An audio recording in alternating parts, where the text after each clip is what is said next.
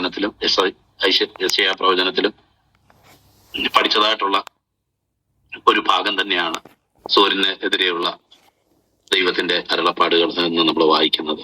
അന്ന് നമ്മൾ ഈ കാര്യങ്ങളൊക്കെ ചിന്തിക്കാനായിട്ട് ഇടയായിട്ട് തീർന്നു.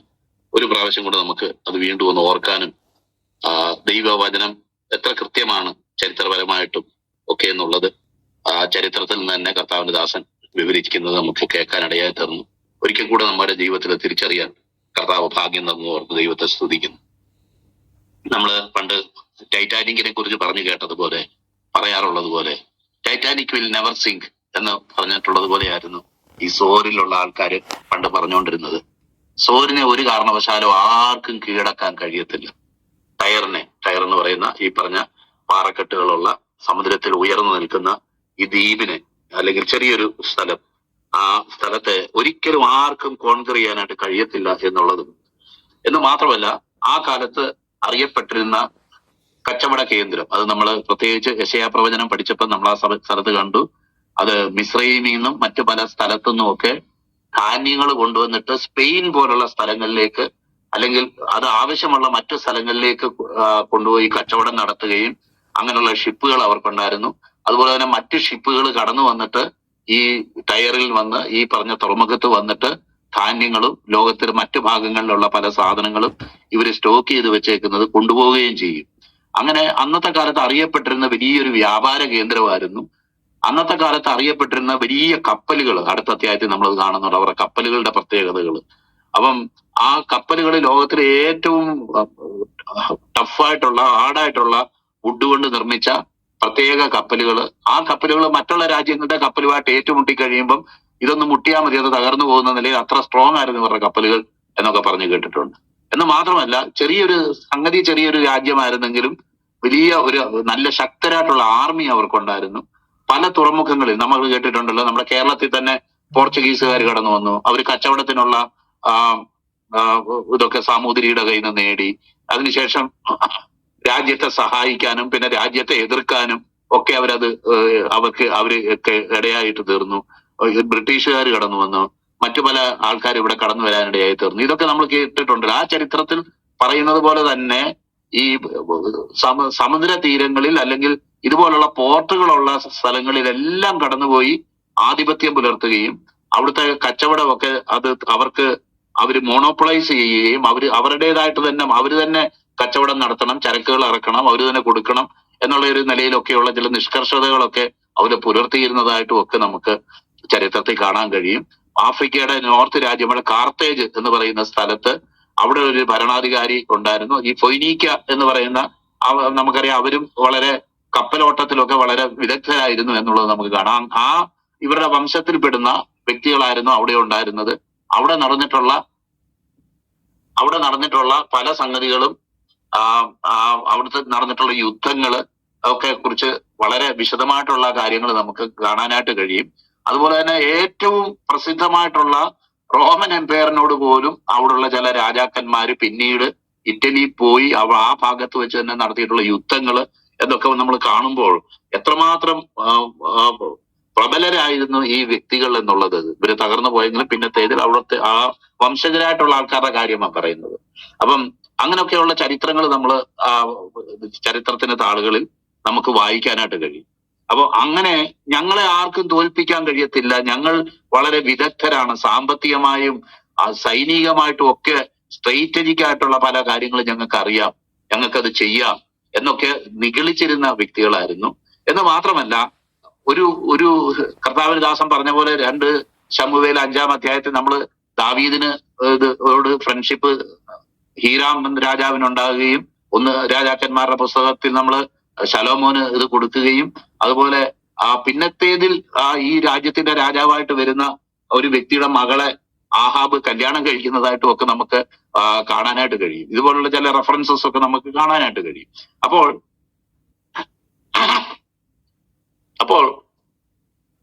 ഇപ്രകാരമൊക്കെ ഉള്ള നല്ല ബന്ധം ദൈവത്തിന്റെ മക്കളോട് ഉള്ളവരായിരുന്നെങ്കിൽ തന്നെ പിന്നത്തേതിൽ പല നിലകളിൽ ഇസ്രായേലിനോട് അല്ലെങ്കിൽ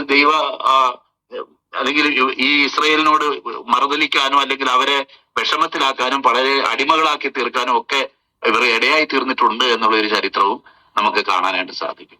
അപ്പോൾ നമുക്കറിയാമല്ലോ, ഇന്നത്തെ കാലത്ത് നമ്മൾ ജീവിക്കുന്ന കാലത്തുള്ളതുപോലെ തന്നെ ഫ്രണ്ട്ഷിപ്പിനും ആത്മീയതയ്ക്കും ഒക്കെ ഒരു പരിധി വരെ സ്ഥാനം കൊടുക്കും. അത് കഴിഞ്ഞാൽ കാശിനാ സ്ഥാനം കൊടുക്കുന്നത്. നമുക്ക് കാശിനാണ് സ്ഥാനം കൊടുക്കുന്നത്. അതുപോലുള്ള ആൾക്കാരെ നമുക്ക് കാണാനായിട്ട് കഴിയും. അതുപോലെ തന്നെയുള്ള വ്യക്തികളായിരുന്നു ഇവര്. കാരണം നമുക്കറിയാമല്ലോ, കർത്താവ് ലോകത്തിൽ പറഞ്ഞ പറഞ്ഞ ഒരു കാര്യം, ഈ ദൈവത്തെയും മാമോനെയും സേവിക്കാൻ കഴിയത്തില്ല. വേറൊരു കാര്യം, സാത്താൻ കർത്താവിനോട് പറഞ്ഞു, ഈ സകല ലോകവും എന്റെ അധീനതയിലാണ് കിടക്കുന്നത്, അതുകൊണ്ട് നീ എന്നെ വീണ് നമസ്കരിച്ചാൽ ഇതും എല്ലാ മഹത്വവും ഞാൻ നിനക്ക് തരാം. എന്ന് മാത്രമല്ല, യോഹന്നാന്റെ ലേഖനത്തിൽ നമ്മൾ വായിക്കുന്നുണ്ട്, സകല ലോകം ദുഷ്ടന്റെ അധീനതയിൽ കിടക്കുന്നു. അപ്പൊ ഈ ദുഷ്ടന്റെ അധീനതയിൽ കിടക്കുന്ന ഈ ലോകം ഏതാ? നമുക്കറിയാം, ഈ ലോകത്തിലെ വലിയൊരു കമേഴ്സ്യൽ വേൾഡ് എന്നറിയപ്പെടുന്ന, അല്ലെങ്കിൽ നമ്മൾ വെളിപ്പാട് പുസ്തകത്തിലൊക്കെ കാണുന്നത് പോലെ ബാബിലോണിനെ രണ്ട് നിലയിൽ നമ്മളവിടെ കാണുന്നുണ്ട്. ഒന്ന് സ്പിരിച്വൽ ആയിട്ടുള്ള മ്ലേച്ഛതകളുടെ കേന്ദ്രസ്ഥാനമായിട്ടുള്ള ബാബിലോണും, അതുപോലെ തന്നെ ലോകത്തിലെ എല്ലാ കച്ചവടങ്ങളുടെയും ഇതിന്റെയും ഒക്കെ കേന്ദ്രസ്ഥാനമായിട്ട് വിലസുന്നതായിട്ടുള്ള ഒരു ബാബിലോണും 17ഉം 18ഉം അധ്യായങ്ങളിൽ നമുക്ക് കാണാനായിട്ട് കഴിയും. അപ്പോൾ നമുക്ക് പറയാൻ ആഗ്രഹിക്കുന്ന ഒരു വിഷയം, ഈ ലോകം എന്ന് പറയുന്നത് എന്താണ്? വചനത്തിൽ നമുക്കറിയാമല്ലോ, അത് ഈ ഭൂമിയെ ഉദ്ദേശിച്ചോ അല്ലെങ്കിൽ ഇവിടുത്തെ സസ്യജാലങ്ങളെയോ വൃക്ഷങ്ങളെയോ ഒന്നും ഉദ്ദേശിച്ചിട്ടല്ല ഈ ലോകം എന്ന് ദൈവത്തിന്റെ വചനത്തിൽ പറഞ്ഞേക്കുന്നത്. അത് നമ്മൾ സാധാരണഗതിയിൽ ഇവിടെ പറയാറുള്ള ഒരു ആശയമാണ്. ജഡം എന്ന് പറഞ്ഞു കഴിഞ്ഞാൽ ഈ ശരീരത്തെ അല്ല നമ്മൾ ഉദ്ദേശിക്കുന്നത്. ജഡം എന്ന് പറയുമ്പം ഈ ശരീരത്തിന്റെ ആവശ്യങ്ങൾക്കാണ് പ്രയോറിറ്റി, ഈ ശരീരത്തിന്റെ ആവശ്യങ്ങൾക്കാണ് പ്രാധാന്യം എന്ന് നമ്മളോട് പറയുന്ന ഒരു ഒരു ഒരു ഒരു ആർഗ്യുമെന്റ്, അല്ലെങ്കിൽ ആ ഒരു രീതിയിലുള്ള ചിന്താഗതി, ആ മനോഭാവം. അപ്പം ആ നിലയിൽ നമ്മൾ കരുതുന്ന ആ കരുതലാണ് ലോകം എന്ന് നമ്മൾ ഉദ്ദേശിക്കുന്നത്, അല്ലെങ്കിൽ ജഡം എന്ന് ഉദ്ദേശിക്കുന്നത്. ജഡത്തിന്റെ കാര്യങ്ങൾക്ക്, ശരീരത്തിന്റെ കാര്യങ്ങൾക്കാണ് കർത്താവിനോടുള്ള നമ്മുടെ കമ്മിറ്റ്മെന്റിനേക്കാളും പ്രാധാന്യം എന്ന് നമ്മളെ ആക്കി തീർക്കുന്ന, വിശപ്പിനും ദാഹത്തിനും ശാരീരികമായ മറ്റു ആവശ്യങ്ങൾക്കും ഒക്കെയാണ് പ്രാധാന്യം എന്ന് പറയുന്നതിനാണ് ഈ ജഡം എന്ന് പറയുന്നത്. അതാണ് കർത്താവിന്റെ അടുത്ത് പരീക്ഷിക്കാനായിട്ട് പിശാച് ശ്രമിച്ചത്. എന്ന് പറയുന്ന പോലെ തന്നെ ഈ ലോകത്തിന്റെ കാര്യങ്ങൾക്കാണ് കൂടുതൽ പ്രാധാന്യം, ആൻഡ് അതിനാണ് അറ്റൻഷൻ കൂടുതൽ വേണ്ടത്, ദൈവത്തിനല്ല. ദൈവത്തിനൊരു സെക്കൻഡ് പ്രയോറിറ്റി മതി എന്ന് ഉള്ള നിലയിൽ നമ്മളിൽ വ്യാപരിക്കുന്ന ചിന്തകൾ, ഇന്ന് ഈ കാണുന്ന കാര്യങ്ങൾക്കും ഈ ലോകത്തുള്ള കാര്യങ്ങൾക്കും നമ്മുടെ വെൽബീയിങ്ങിനും ഒക്കെയാണ് പ്രാധാന്യം വേണ്ടത് എന്ന് നമ്മളെ ധരിപ്പിക്കുന്ന ആ ചിന്താഗതിക്കാണ് നമ്മൾ ലോകം എന്ന് പറയുന്നത്. അപ്പൊ സകല ലോകവും അത് കിടക്കുന്ന ദുഷ്ടന്റെ അധീനതയിലാണ്. എന്തുകൊണ്ടാണ് നമ്മൾ ഈ കച്ചവടത്തെയും അതുപോലെ ഈ കമേഴ്സ്യൽ വേൾഡിനെയും ഒക്കെ അതൊരു പൈശാചികമായ കാര്യമാണ് എന്ന് നമ്മൾ പറയാനുള്ള കാരണം? നമുക്കറിയാമല്ലോ, ബിസിനസ് എന്ന് പറയുമ്പോൾ നമുക്കറിയാം, എപ്പോഴും അല്ലെങ്കിൽ വേറൊരു വ്യക്തിയുടെ കയ്യിലുള്ള കാശ് എന്റെ പോക്കറ്റിൽ കൊണ്ടുവരുന്നത് എങ്ങനെയാണ് എന്നുള്ളതിന്റെ ഒരു രീതി ആ ബിസിനസ്. അതിൽ ലാഭമുണ്ട്, അതില് നമ്മൾ മുതലിറക്കിയ മുതല് നമുക്ക് കിട്ടും, അതിന് വളരെ സ്ട്രെയിറ്റ് ഫോർവേഡ് ആയിട്ട് അത് ചെയ്യുന്നവരുണ്ട്, വളരെ വഞ്ചനാപരമായിട്ട് ആ കാര്യങ്ങളെ ചെയ്യുന്നവരുണ്ട് എന്നുള്ള കാര്യങ്ങളൊക്കെ നമുക്ക് ഈ ലോകത്തിൽ അറിയാമല്ലോ. അപ്പൊ ഈ ലോകത്തിലെ കച്ചവടവും അതിന്റെ വാണിജ്യവും ഒക്കെ വളർന്ന് അത് റോമർക്ക് എഴുതുന്ന ലേഖനം നമ്മൾ വായിക്കുമ്പോൾ ദൈവത്തെ അതിൽ നിന്ന് നീക്കിക്കളഞ്ഞ് ദൈവത്തെ ഉള്ള മനോബോധ നിമിത്തം സത്യസന്ധമായിട്ടും നീതിയോടെയും ന്യായത്തോടെയും നടന്നു പോകേണ്ട ഒരു സംഗതിയാണ് ഈ വാണിജ്യം അല്ലെങ്കിൽ കച്ചവടം എന്നുള്ളതെങ്കിലും ദൈവത്തെ അതിൽ നിന്ന് മാറ്റിയിട്ട് ഏതൊക്കെ നിലയിലുള്ള വഞ്ചനകളും ചതിവുകളും ഒക്കെ അതിൽ സാധിക്കാമോ അത് മുഴുവൻ സാധിക്കുകയും ചെയ്യുന്ന ഒരു ലെവലിലേക്ക് ഈ ലോകത്തിലെ വാണിജ്യവും കച്ചവടവും ഒക്കെ ആയിത്തീരുന്ന ഒരു കാഴ്ചയാണ് നമുക്ക്. അത് ഇന്ന് തുടങ്ങിയതൊന്നുമല്ല, ഇപ്പൊ തുടങ്ങിയതൊന്നുമല്ല. എന്നിത് ലോകത്തിൽ തുടങ്ങിയോ അന്ന് തൊട്ടേ ഈ മനുഷ്യന് കൂടുതൽ പണമുണ്ടാക്കാനുള്ള ആഗ്രഹവും കൂടുതൽ ഈ കമേഴ്സ്യൽ വേൾഡിൽ നന്നായിട്ട് അവന് നിൽക്കാനും അവന് ഒരു അഗ്രഗണ്യനായി തീരാനും തക്കവണ്ണമുള്ള രീതിയിലുള്ള തന്ത്രങ്ങളും ആലോചനകളും സ്ട്രാറ്റജികളും മറ്റു പല രീതികളിൽ അവയെ സാധിക്കുന്ന ഒരു വിധമാണ് നമുക്ക് കാണാനായിട്ട് കഴിയുന്നത്. അതുകൊണ്ടാണ് കർത്താവ് പറഞ്ഞത് ഈ ലോകത്തിന്റെ ധനത്തിന്റെ ദുർദേവതയായിട്ടുള്ള മാമോനെയും ആ ദൈവത്തെയും ഒരുമിച്ച് സേവിക്കാൻ കഴിയത്തില്ല. കാശുണ്ടാക്കണമെന്നുള്ളതാണ് നമ്മുടെ ജീവിതത്തിലെ പ്രധാന ലക്ഷ്യമെങ്കിൽ ദൈവത്തെ സേവിക്കുന്നത് രണ്ടാമതായി പോകും. നമ്മുടെ പ്രയോറിറ്റീസിൽ അത് സെക്കൻഡ് പൊസിഷനിലേക്ക് എത്തും. അങ്ങനെയുള്ള ഒരു വ്യക്തിക്ക് ദൈവത്തെ സേവിക്കാൻ കഴിയത്തില്ല എന്ന് പറഞ്ഞതിന്റെ കാര്യം. എന്നാൽ നമുക്ക് ജീവിക്കാൻ കാശ് വേണം, നമ്മൾ അധ്വാനിക്കണം, സമ്പാദിക്കണം, ഇതൊക്കെ ശരിയാണ്. എന്നാൽ കർത്താവിനെ പൂർണ്ണ ഹൃദയത്തോടെ, പൂർണ്ണ ആത്മാവോടെ, പൂർണ്ണ ശക്തിയോടെ, പൂർണ്ണ മനസ്സോടെ സ്നേഹിക്കാനായിട്ടാണ് ദൈവം നമ്മളെ. ആ സ്ഥാനം പോയി കഴിയുമ്പോൾ ഒത്തിരി ആത്മീയരായിട്ടുള്ള വ്യക്തികളുണ്ട്. എന്നാൽ നമുക്ക് അവരോട് അടുത്ത് കഴിയുമ്പോൾ മാങ്ങാടെ ആണ്ടിയുടെ പുളി അറിയുമെന്ന് പറഞ്ഞതുപോലെ അവരുടെ മനോഭാവം മനസ്സിലാകും. അവർക്ക് അവരുടെ ഭൗതികമായിട്ടുള്ള കാര്യങ്ങൾക്കൊന്നും ഒരു ഉടവും ഉണ്ടാകാനായിട്ട് പാടില്ല. മറിച്ച് ആ കൂട്ടത്തിന് സൗകര്യമെങ്കിൽ ദൈവത്തെ ആരാധിക്കുകയും ദൈവത്തെ മഹത്വപ്പെടുത്തുകയും സ്തോത്രം ചെയ്യുകയും ഒക്കെ ചെയ്യും.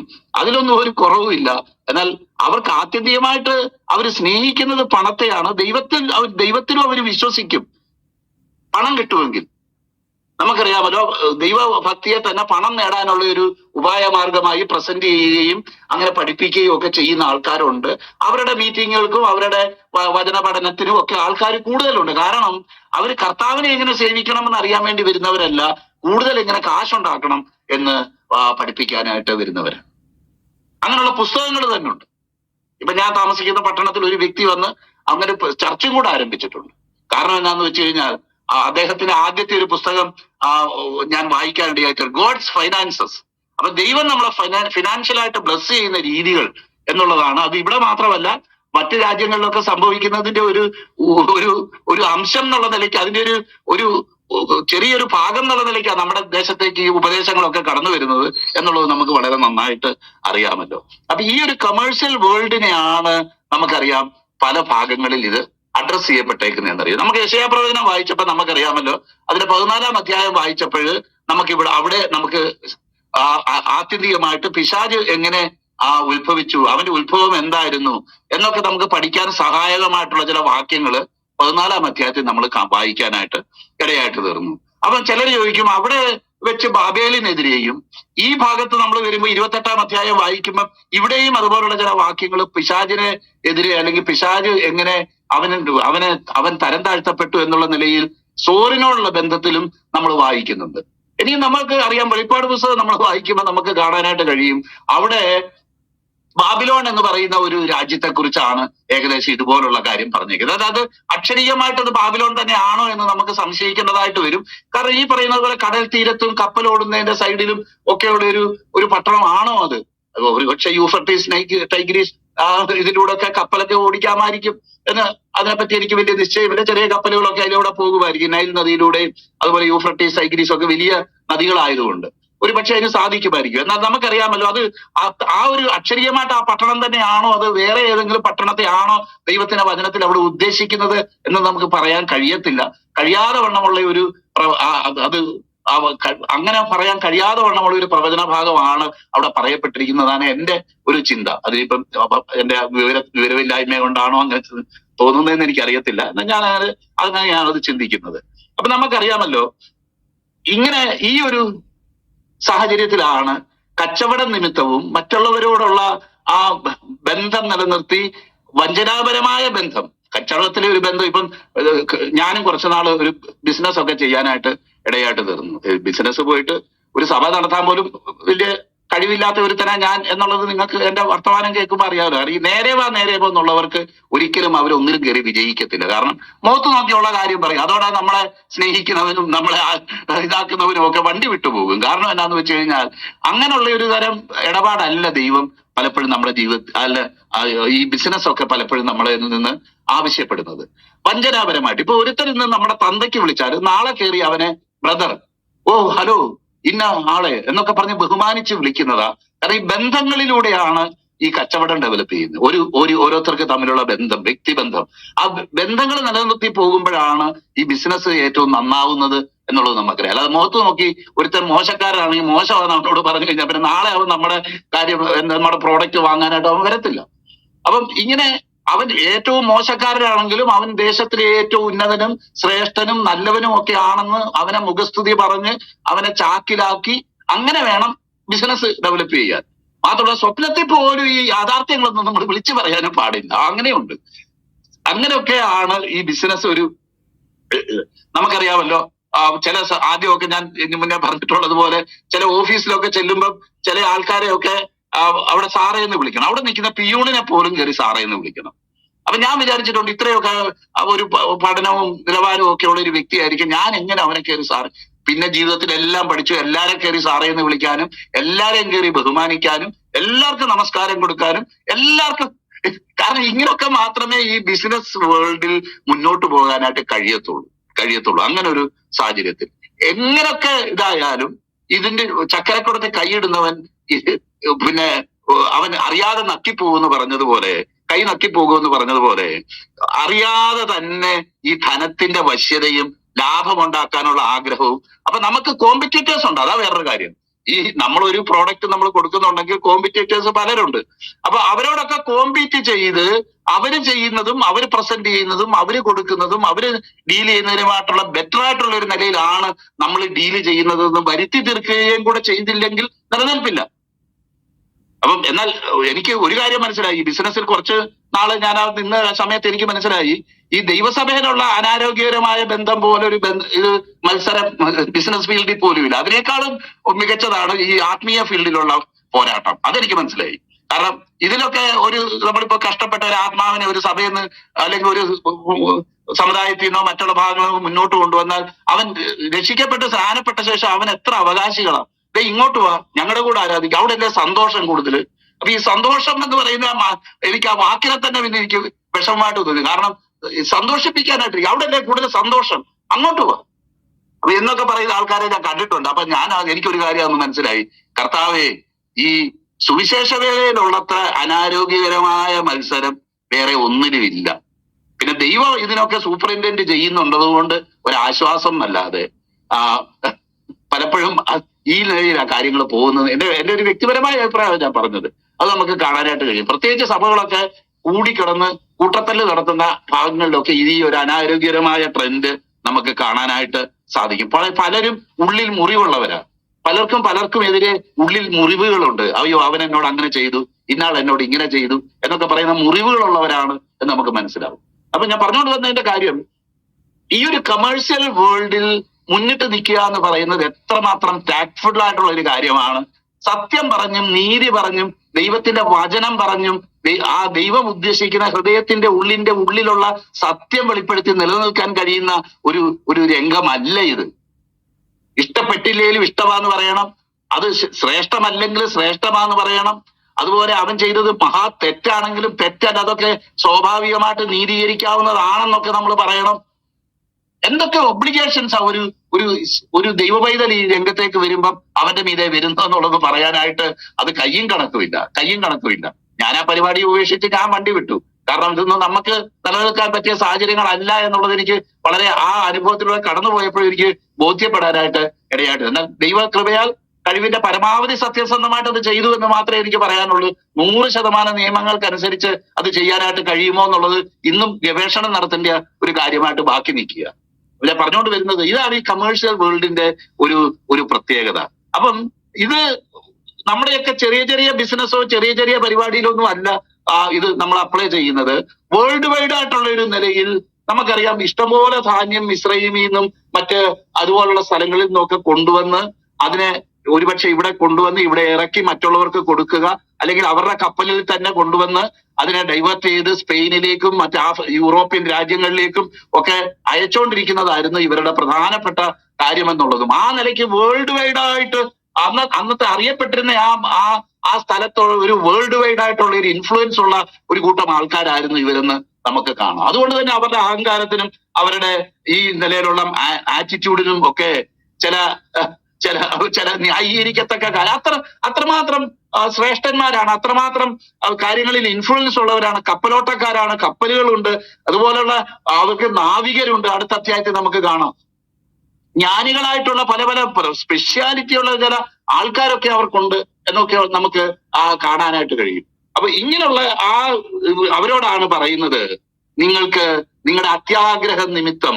അപ്പം ഈ ബിസിനസ് സെന്ററിനെ ദൈവത്തിന്റെ ഹിതത്തിനും ദൈവത്തിന്റെ ആലോചനയ്ക്കും എതിരായിട്ട് നിൽക്കുന്ന ഒരു സ്ഥലമെന്നോ ഒരു ജനസമൂഹമെന്നോ വിശേഷിപ്പിക്കുന്നതിൽ ഒരു തെറ്റുമില്ല. കാരണം അവരുടെ മനോഭാവം എന്ന് പറയുന്നത് ദൈവത്തെ എങ്ങനെ പ്രസാദിപ്പിക്കാം എന്നുള്ളതല്ല, ഈ ലോകത്തെ എങ്ങനെ പ്രസാദിപ്പിക്കാം എന്നുള്ളതും, ഈ ലോകത്തിൽ ശ്രേഷ്ഠന്മാരായിട്ട് തീരാനായിട്ട് ഏതൊക്കെ നിലയിലുള്ള ചതിവുകളും അടവുകളും അല്ലെങ്കിൽ ആ നിലയിലുള്ള പ്രയോഗങ്ങളും ഒക്കെ ചെയ്യാമെന്നൊക്കെ ഉള്ളതിൽ അഗ്രഗണ്യരായിട്ടുള്ള ആ ആൾക്കാരെ സഹായിക്കുന്നത് ആരാ? സഹായിക്കുന്നത് വേറെ ആരുമല്ല, പിശാച് തന്നെയാണ്.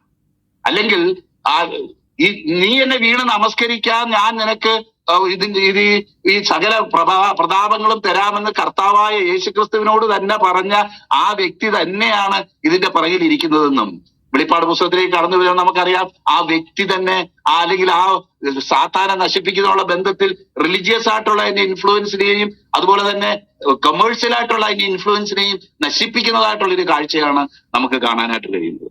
അപ്പം ഇവിടെ അതിന്റെ നാശത്തിന്റെ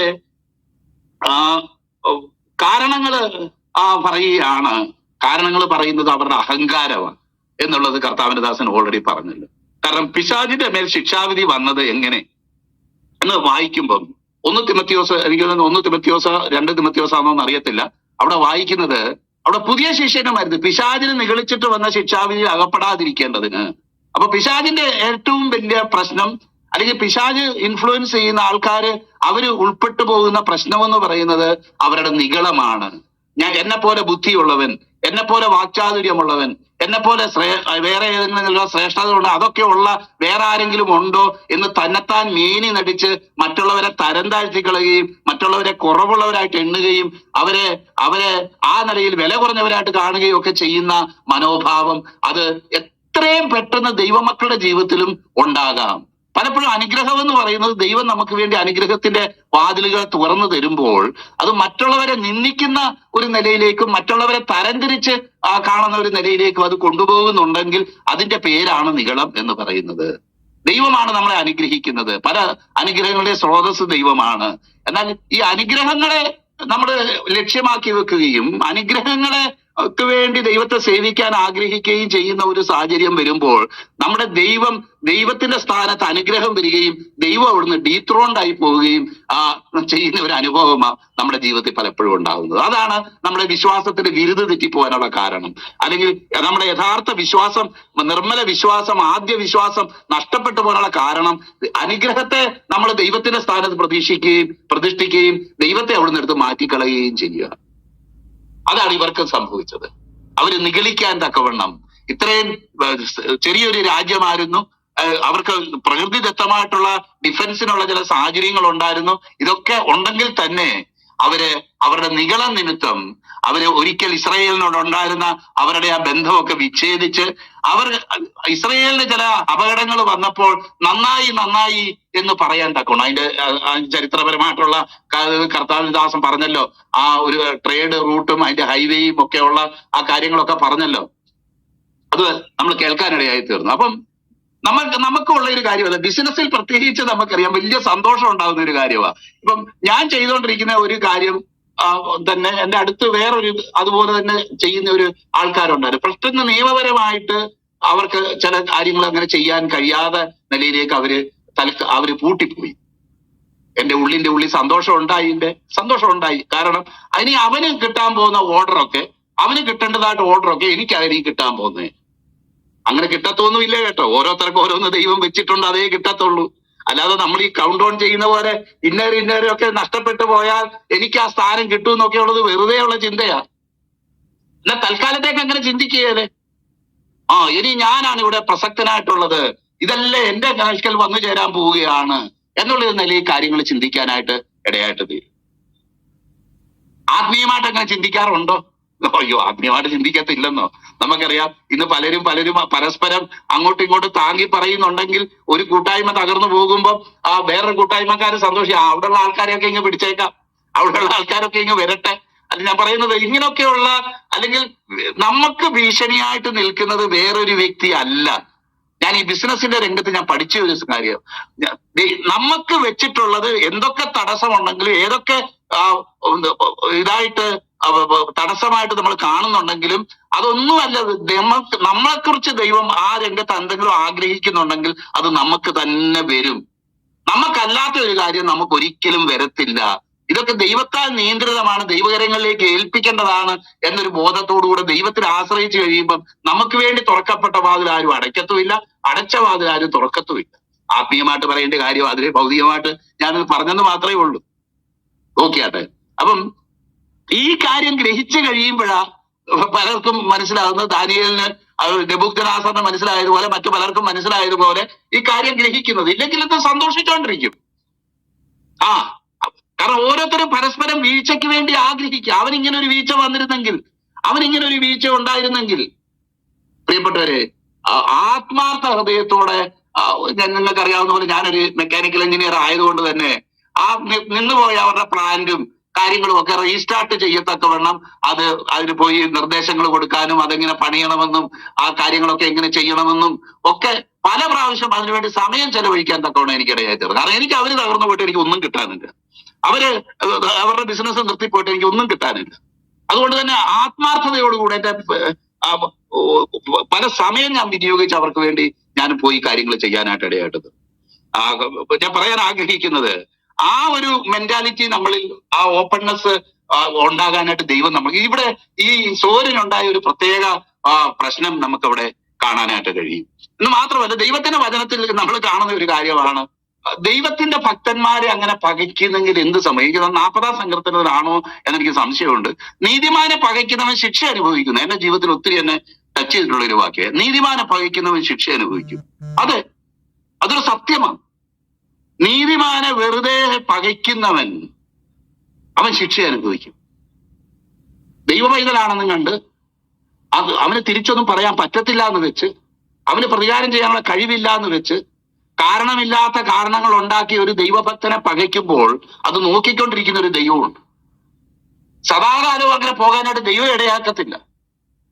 ഇവിടെ ദൈവമക്കൾക്ക് ചില പ്രശ്നങ്ങൾ ഉണ്ടായപ്പോൾ അവര് ഓഫ്കോഴ്സ് അവരുടെ ഭാഗത്ത് പല തെറ്റുകളും ഉണ്ട്, എന്നാൽ തന്നെ അവർക്ക് ചില പ്രശ്നങ്ങൾ ഉണ്ടായപ്പോൾ ഇവിടെ സന്തോഷിക്കുക. അയ്യോ നന്നായി നന്നായി, അവര് നൃത്തം ചവിട്ടുന്നതായിട്ടോ നമുക്ക് പറയാം. അവര് നൃത്തം ചവിട്ടി എന്നാ നമുക്ക് നമ്മൾ ഈ ഭാഗത്ത് നമ്മൾ കാണുന്നത്.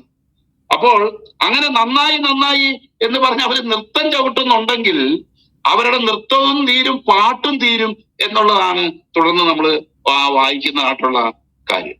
കാരണം എത്ര സ്ട്രോങ് ആയിട്ട് നിൽക്കുന്നെന്ന് പറയുന്ന ഒരുത്തനും എത്രയോ ബിസിനസ് സാമ്രാജ്യങ്ങൾ ലോകത്ത് ശ്രേഷ്ഠമായിട്ട് നിന്നിട്ട് വെറും ഒന്നുമില്ലാതായി തീർന്ന കഥകൾ നമ്മൾ ഈ ജീവിച്ചിരിക്കുന്ന ഈ കാലഘട്ടത്തിൽ തന്നെ ഉണ്ടായിട്ടുണ്ട്.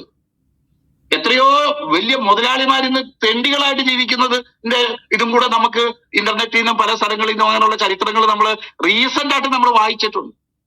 പ്രിയപ്പെട്ടവര്, ഈ കാര്യങ്ങളൊക്കെ മുന്നോട്ട് പോകുമ്പോ ഇതൊന്നും ഒരു പ്രശ്നമില്ലാത്ത നിലയിലാണ് പോകുന്നത് നമ്മൾ ധരിച്ചങ്ങ് നീളിച്ചു പോയാൽ, ഇതിലൊരു കല്ലടങ്ങി പോയാൽ മതി, ഒരു സ്പെല്ലിങ് തെറ്റിപ്പോയാൽ മതി, ഇതിലെ ഒരു പ്രത്യേക കാര്യം ഇതായി പോയാൽ മതി.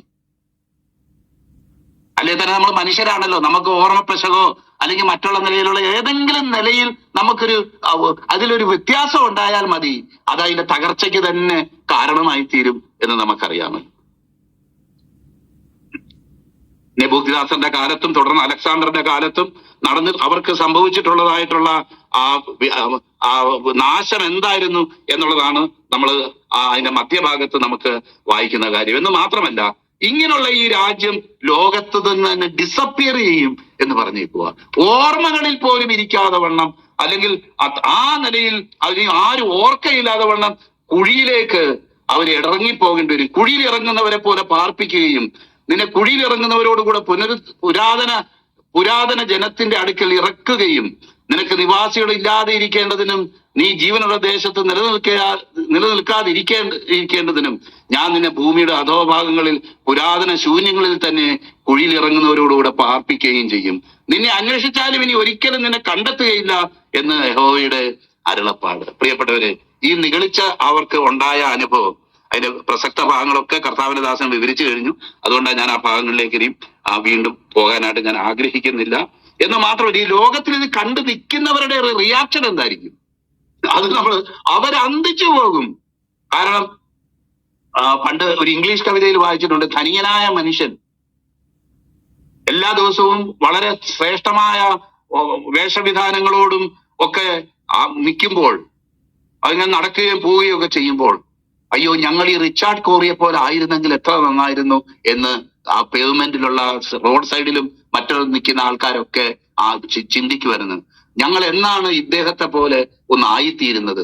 എത്ര ശ്രേഷ്ഠൻ, എത്ര അഭിവന്യൻ, എത്ര തറവാടി എന്നൊക്കെ വിചാരിച്ചുകൊണ്ടിരുന്നത്. എന്നാൽ ഒരു ദിവസം ഈ അർത്ഥമില്ലാത്ത ജീവിതത്തിന് റിച്ചാർഡ് കോറി തന്റെ തലയിലൂടെ ഒരു ബുള്ളറ്റ് വായിച്ച് അന്ത്യം വെച്ചു എന്നുള്ളതാണ് ആ കവിതയുടെ ഒരു ഇതിവൃത്തം.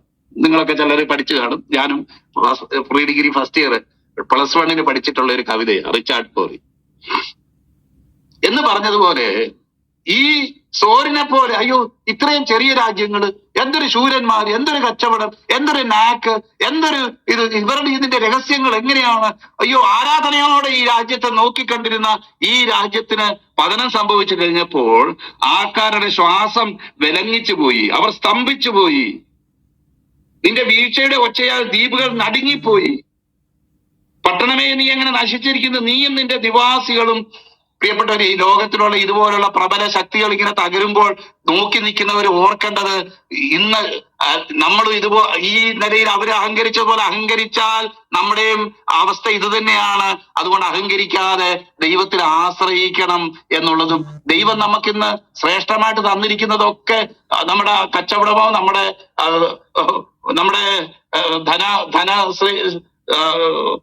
അല്ലെങ്കിൽ നമ്മുടെ ധനശേഷിയോ അല്ലെങ്കിൽ മറ്റുള്ള എന്തെങ്കിലും കാര്യങ്ങളൊക്കെ അത് ദൈവനാമത്തിന്റെ മഹത്വത്തിനായിട്ട് തീരാൻ തക്കവണ്ണം ദൈവകരങ്ങളിൽ ഏൽപ്പിച്ചു കൊടുക്കുകയല്ലാതെ അയ്യോ ഞങ്ങൾക്ക് ഇതൊക്കെ ഉണ്ടോ, അവനാണെങ്കിൽ അതൊന്നും ഇല്ല, അവനൊരു ദരിദ്രൻ, അവൻ ഇങ്ങനെയാണ് എന്നൊക്കെ ചിന്തിക്കാൻ ഇടയായി തീരാതെ, ഇതൊക്കെ ദൈവം തന്ന കാര്യങ്ങളെ കൊണ്ട് ദൈവത്തെ മഹത്വപ്പെടുത്താനും ദൈവത്തെ ആരാധിക്കാനും ദൈവമക്കളെ സ്നേഹിക്കാനും ഒക്കെ ഇടയായി തീരേണ്ടതിന് പകരം അത് മറ്റുള്ളവരെ വിലയ്ക്ക് വാങ്ങാനും മറ്റുള്ളവരെ തരം താഴ്ത്താനും മറ്റുള്ളവരെ അകറ്റി നിർത്താനും ഒക്കെയുള്ള ഉപാധികളായിട്ട് തീരുമ്പോൾ, എന്ന് മാത്രമല്ല ദൈവം കൂടുതൽ ക്ലോസ് ആയിരിക്കുന്ന ദൈവത്തിന്റെ ഭക്തന്മാർക്ക് ഒരു ആപത്തുണ്ടാകുമ്പോൾ അവരെ നിന്ദിക്കാനും തക്കവണ്ണം ഇടയായി തീരുന്നെങ്കിൽ ആ കാര്യത്തിൽ ദൈവം ഇടപെടും എന്നുള്ള കാര്യത്തിൽ യാതൊരു സംശയവുമില്ല എന്നുള്ളതാണ് നമുക്ക് ഈ ആദ്യത്തെ അധ്യായത്തിൽ നിന്ന് 26-ാം അധ്യായത്തിൽ നിന്ന് നമുക്ക് മനസ്സിലാക്കാൻ കഴിയുന്നത്. 27, 28 അധ്യായങ്ങൾ നമ്മുടെ മുന്നിലുണ്ടല്ലോ. നമുക്ക് തുടർന്നുള്ള ദിവസങ്ങളിൽ അതിനെക്കുറിച്ച് നമുക്ക് ചിന്തിക്കാനായിട്ട് കഴിയും.